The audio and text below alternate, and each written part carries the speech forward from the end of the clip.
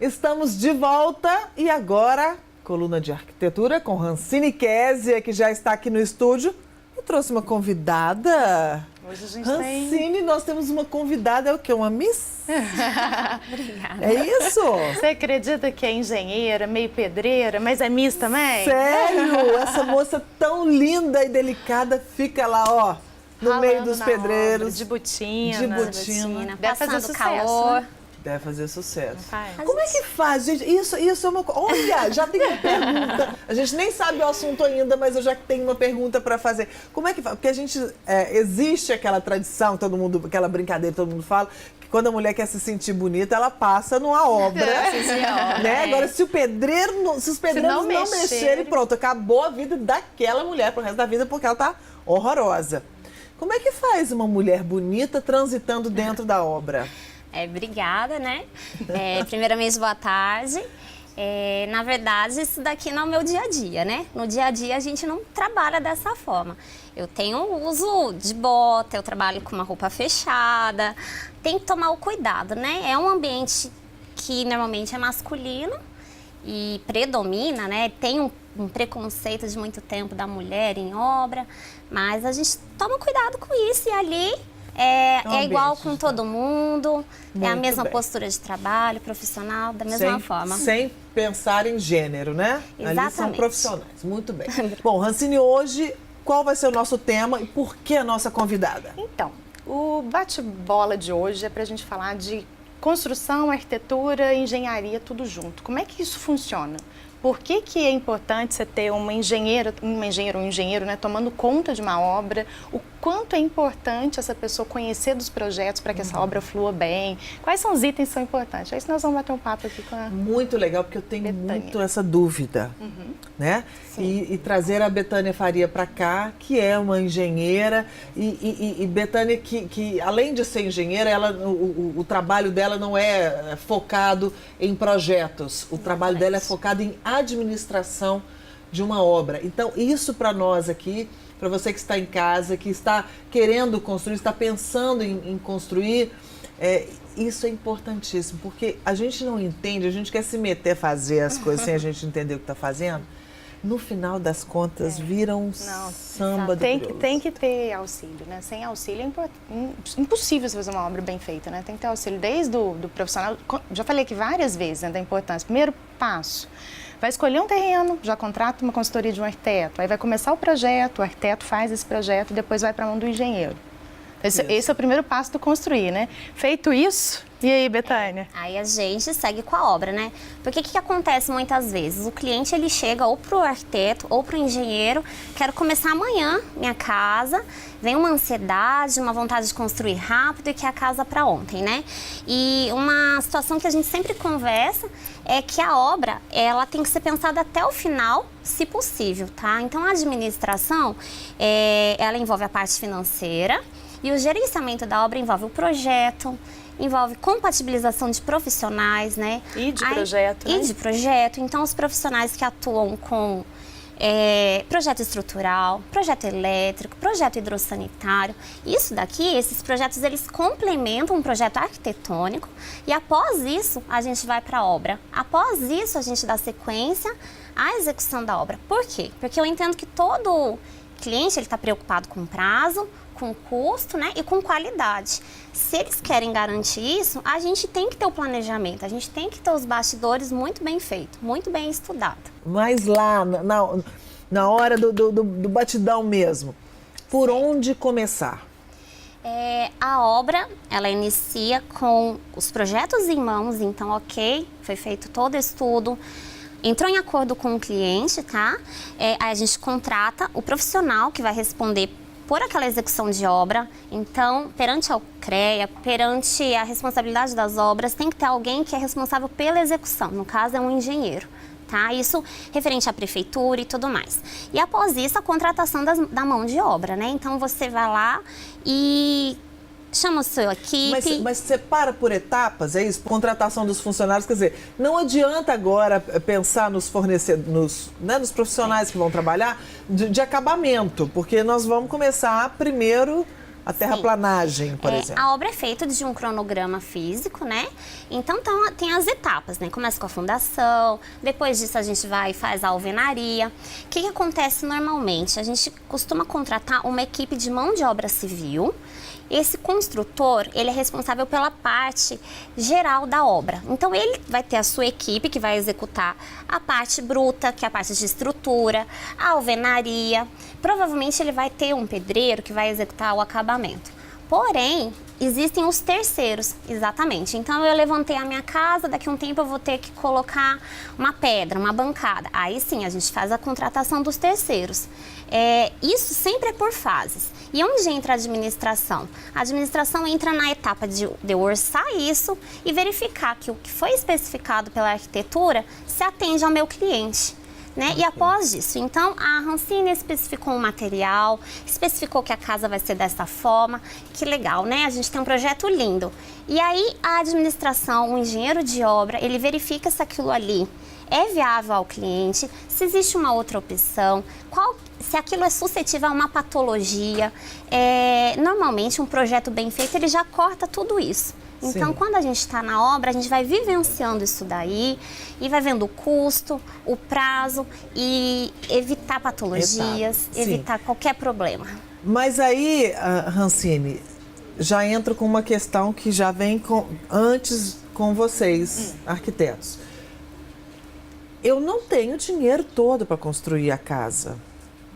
Como é que faz? Vocês, na hora que vocês fazem esse planejamento, né, que fazem esse projeto, isso é pensado? Que ele vai por etapas?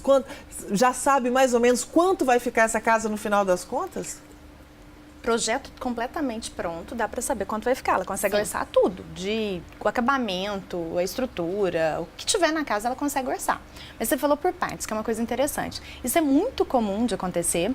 Às vezes a pessoa ela tem um dinheiro X que não dá para fazer todo. Mas eu nunca aconselho assim, vamos fazer um negócio muito pequenininho, só pensa no que você pode fazer. Eu sempre aconselho, pensa no todo. Porque senão você não termina. Senão você não termina, depois fica puxadinho, depois as coisas não encaixam. Então, assim, mas isso na hora possível. Que fecha o projeto com você, que termina esse projeto, já dá para saber quanto essa casa vai custar? Já, porque a gente trabalha, eu, por exemplo, trabalho com questão de estimativa de metragem quadrada, né? Então, um valor X por metro quadrado, então a pessoa já tem ideia. Atualmente, eu não sei se a Betânia trabalha com os mesmos valores. Pode falar valores, né? Sim. Está em torno de uma arquitetura num padrão um pouco mais elevado, 2.500, 3, vai depender um pouco do material que você vai colocar, então, vamos pensar 2.500, que é a média aí, por metro quadrado. Então, você vai construir, eu tenho 500 mil reais. 500 mil é a nossa casa que nós estamos fazendo aqui neste momento. Ok. Então, nós estamos na primeira parte da casa, que é como é que é? Terraplanagem, fundação e subir a alvenaria. E alvenaria, subir a alvenaria. Essa é a primeira etapa, por exemplo. Sim. Então, tem um custo isso. Isso, exatamente. E ao longo do tempo eu posso, eu vendo um apartamento, ou vendo um carro para ter mais a próxima etapa. Quer dizer, então, é um caminhar. Exatamente. E quanto tempo dura tudo isso, assim, em média? Qual que é o tempo saudável, já que você falou aí de patologias? Qual o tempo saudável? Porque saudável também, gente, por quê? Como a Betânia disse, as pessoas já querem a casa pronta amanhã. Então, durante esse processo de construção, vai surtando. Vai gerando uma ansiedade, né? E tudo mais. Mas qual que é o tempo saudável de construção de uma casa? Ela é relativa pelo metro quadrado, pelo tamanho dela, né? E o tempo também ele está em função da quantidade de funcionários que a gente trabalha numa obra. Tá? Claro. Quem tem mais dinheiro para gastar tem a casa mais rápido, porque pode contratar mais gente. Porém, a obra também é feita de etapas. Não adianta eu fazendo a alvenaria já querer colocar um acabamento. Eu tenho que fazer o reboco, depois a gente tem que fazer a pintura, enfim, né? Não dá ao mesmo tempo para enxugar. Então, ela tem o prazo para aquilo. E tem a chuva no meio do caminho. Tem chuva, tem 200 metros quadrados, 500 mil reais. Quanto tempo? 200 metros quadrados, quanto tempo você estima? A gente está falando de uma obra, tá? Que ela não é uma casa popular, é uma casa classe média, né? Então, se a gente está falando aí de 200 metros, a gente coloca 1 ano. Isso é um prazo estimado de acordo... de acordo com o fluxo dos clientes que eu tenho trabalhado. Sim. Justamente porque não adianta eu falar para ele, eu consigo fazer tua casa em 8 meses, que isso é possível, e muitas vezes ele vai desprender. O custo da obra, a despesa dele vai ser muito alta em certos momentos. Às vezes vai acumular metais, luminotécnica, enfim, final de obra, acabamento. Ele desprende muito, né? Sim. Então, e outra, é muito interessante a gente respeitar as etapas de obra. Por que a gente fala isso?